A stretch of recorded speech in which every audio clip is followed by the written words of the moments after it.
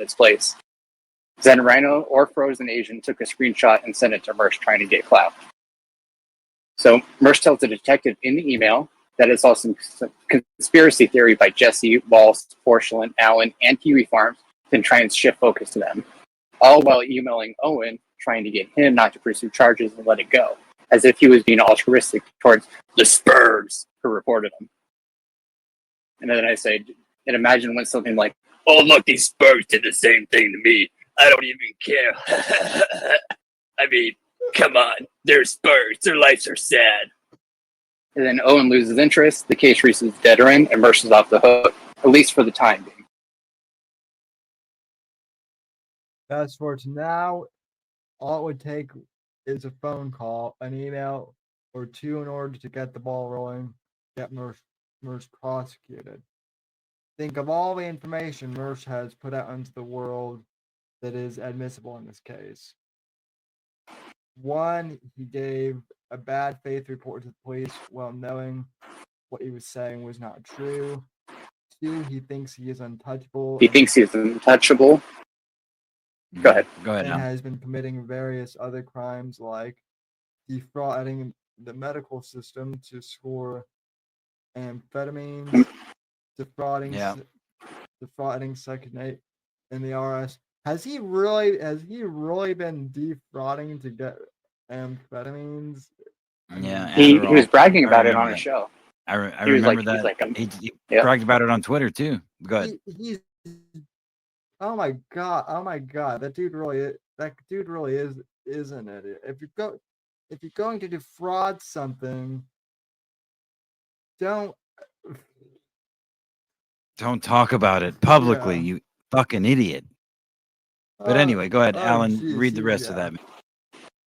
And I can explain how he's defrauding Section 8 too and the IRS. But number 3, he's committing hate crimes against people like James Clark.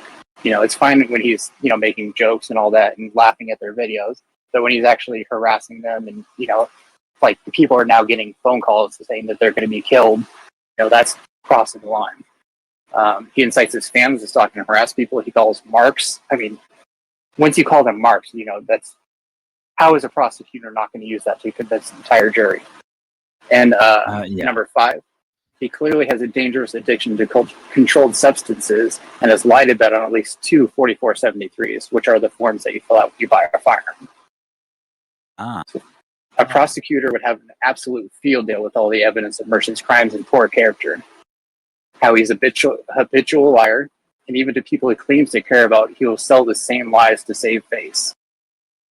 If he is charged and convicted or any one of these crimes, Royce may very likely be an accessory since the money and funding from these criminal operations goes through their joint owned LLC. If he is ever charged, I just go on as saying that I plan to open up a civil lawsuit against him, seek damages for pain and suffering.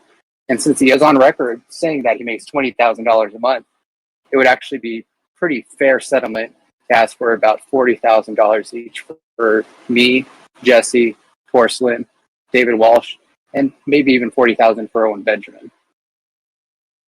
So that's only 8 or 9 months of income, which I think is being quite generous because the average settlement for this kind of lawsuit is about $230,000 per person.